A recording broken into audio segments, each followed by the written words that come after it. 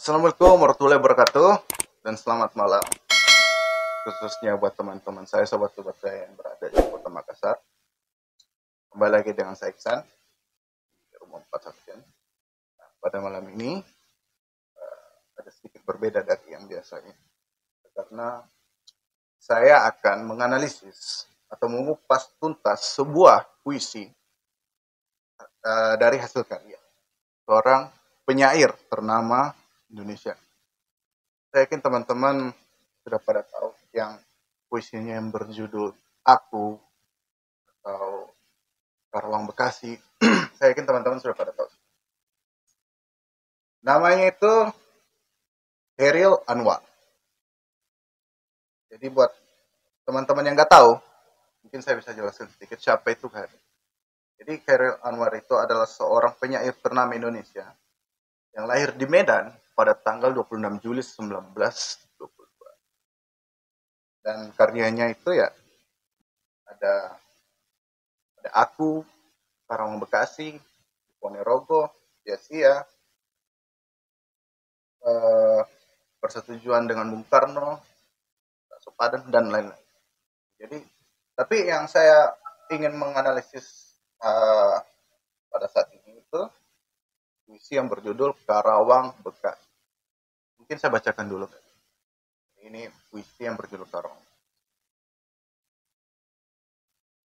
Kami yang kini terbaring antara Karawang Bekasi tidak bisa teriak merdeka dan angkat senjata lagi. Tapi siapakah yang tidak lagi mendengar deru kami? Terbayang kami maju dan berdegap hati.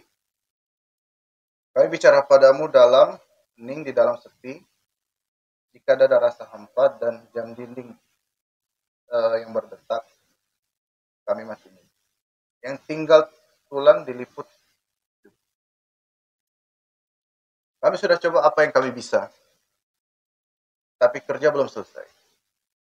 Belum bisa memperhitungkan 4 sampai 5 ribu nyawa. Kami cuma tulang-tulang berserakan, tapi kepunyaanmu. Kaulah lagi yang tentukan nilai tulang-tulang berserakan. Atau jiwa kami melayang untuk kemerdekaan, kemenangan, dan harapan. Atau tidak untuk apa-apa. Kami tidak tahu. Kami tidak lagi bisa berkata. Kaulah sekarang yang berkata. Mungkin kita mulai dari tema. Jadi tema dari puisi Karawang Bekasi ini itu bertemakan perjuangan para pahlawan yang telah gugur dalam medan perang dan terbaring antara kota Karawang sampai kota Bekasi. Hal ini dapat dilihat pada baris pertama puisi tadi yang tertulis kami yang kini terbaring antara Karawang dan Bekasi. Dan pada baris kedua beribu kami terbaring antara Karawang. Jadi teman-teman udah pada tahu dari kata-kata atau kalimat baris pertama itu, jadi udah tebak temanya ini bertuliskan pahlawan telah gugur di kota Karawang sampai kota Bekasi. Terus pada puisi Karawang Bekasi ini juga menggunakan berbagai majas. Di antaranya ada majas metonimia. Majas metonimia. Contoh dari majas metonimia itu seperti yang ada dalam kalimat kami cuma tulang-tulang berserakan. Itu adalah contoh dari majas metonimia. Yang kedua, majas metafora. Contoh dari majas metafora yaitu pada kalimat atau jiwa kami melayang untuk kemerdekaan, kemenangan, dan harapan atau tidak untuk apa-apa. Itu metafora. Dan yang ketiga, majas sinekdoki. Pada kalimat jika rasa hampa dan jam dinding yang berdetak itu dari majas sinekdoki. Sedangkan citraan-citraan ini seperti imagery. buat teman-teman yang masih agak bingung citraan atau imagery itu, saya akan menjelaskan sedikit. Jadi citraan atau imagery ini yang terdapat dalam puisi Karawang Bekasi. Yang pertama itu adalah citraan pendengaran yang terdapat pada kalimat jika ada rasa hampa dan jam dinding berdetak, itu citraan pendengaran. Yang kedua ada citraan penglihatan, yaitu dalam kalimat beribu kami terbaring antara Karawang. Dan yang ketiga citraan gerak, terdapat dalam kalimat kami sudah coba apa yang kami bisa. Yang keempat citraan kesedihan, yang tergambar pada kalimat kenanglah kami yang tinggal tulang-tulang diliputi debu. Itu citraan kesedihan. Yang kelima ada citraan lingkungan, terdapat pada kalimat kami bicara padamu dalam hening di malam sepi. 5 citraan yang terdapat dalam puisi Karawang Bekasi.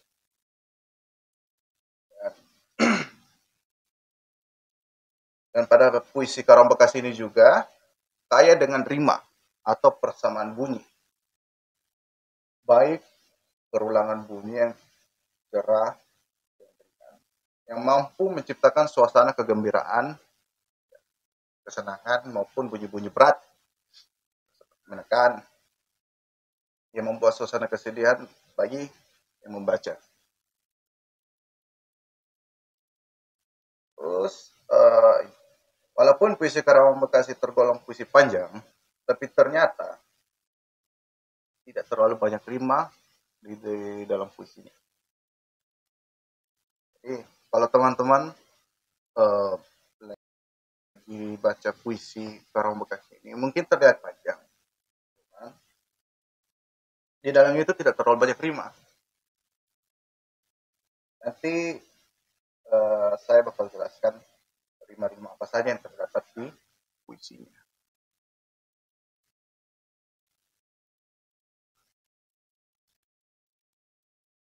Oke. Yang pertama ada rima mutlak.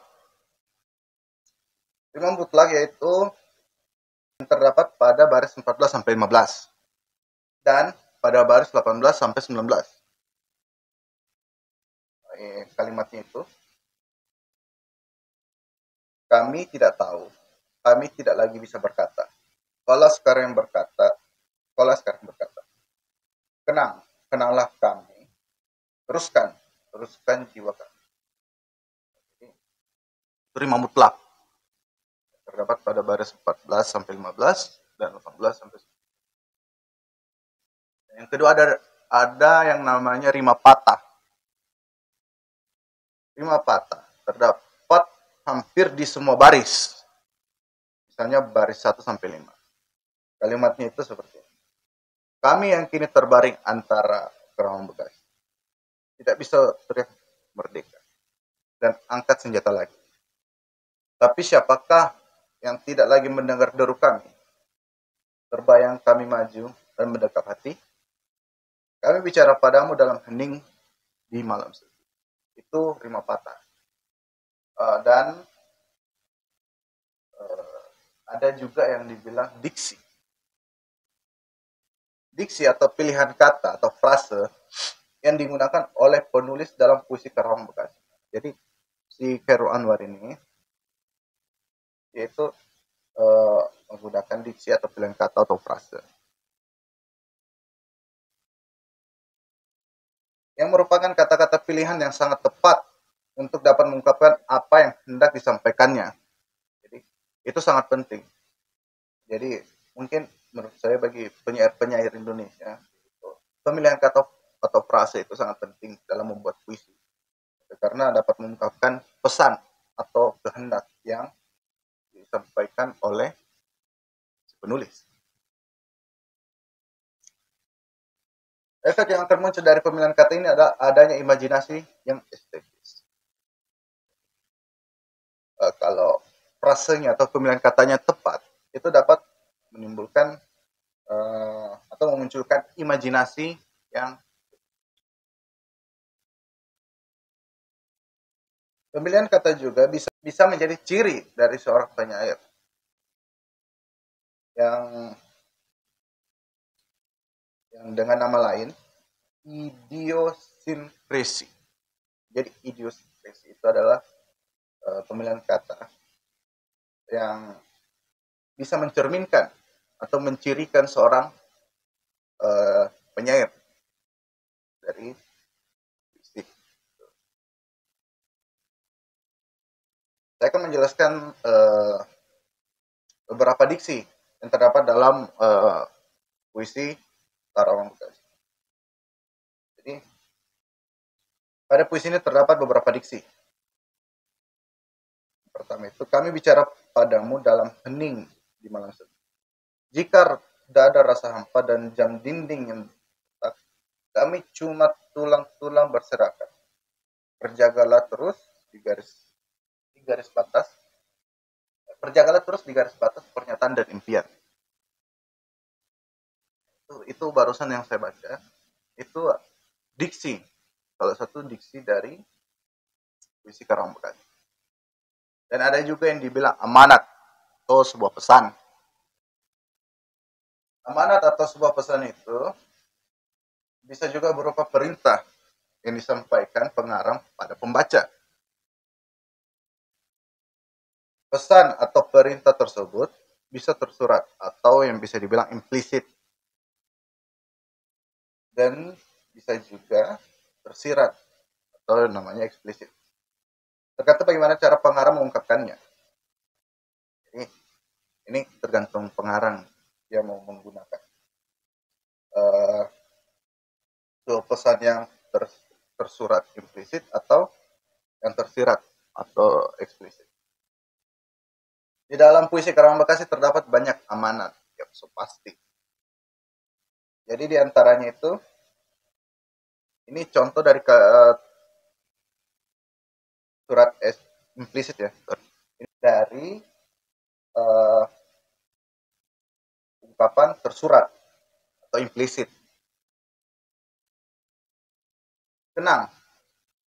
Kenanglah kami, teruskan jiwa kami, berikan kami arti. Berjagalah terus di garis batas pernyataan dan itu implisit. Itu yang secara tersurat. Ada juga amanat yang diungkapkan pengarang melalui atau dengan tersirat dengan nama lain eksplisit. Contohnya itu,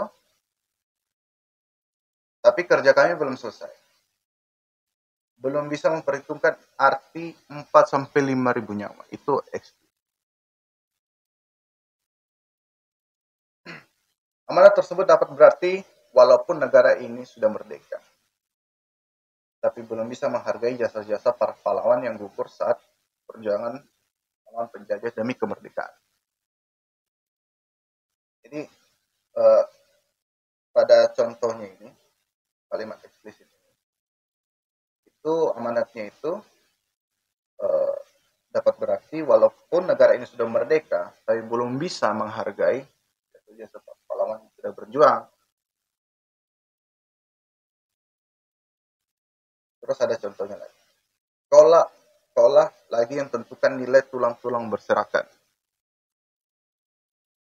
Pada arti amanat ini adalah hanya kita sebagai penerus kemerdekaan yang mampu memberi nilai dan menghargai para pahlawan yang telah gugur. Jadi kalau kita ulas kembali, ini Khairul Anwar ini mengajarkan kepada kita untuk tidak boleh lupa akan jasa-jasa para pahlawan yang telah berjuang demi kemerdekaan bangsa ini. Jiwa pahlawan adalah jiwa seorang kesatria. Maka kita harus bisa meniru dan meneruskan jiwa yang dimiliki para pahlawan. Kita adalah generasi penerus bangsa. Jadi kita harus bisa mengisi kemerdekaan ini dengan pembangunan. Pembangunan dalam artian berpikirlah positif. Karena dengan berpikiran positif kita dapat memiliki jiwa dengan mental yang kuat. Always positive thinking. Jadi mungkin hanya itu yang bisa saya ulas atau analisis dari Karawang Bekasi. Kalau memang teman-teman tertarik dengan analisis puisi ini, mungkin bisa nanti komen. Kalau memang banyak yang tertarik, mungkin puisi dari Khairil Anwar selanjutnya saya bakal bahas atau saya bakal alami. Thanks for watching guys. Seperti biasa, pesan-pesan saya, jangan lupa subscribe, like, komen, share ke teman-teman, keluarga, semuanya. Dan bunyikan tanda lonceng biar dapat notifikasi dari Rumah 41 Production. Oke, sekian, Seksan. Selamat malam. Assalamualaikum warahmatullahi wabarakatuh. Dadah.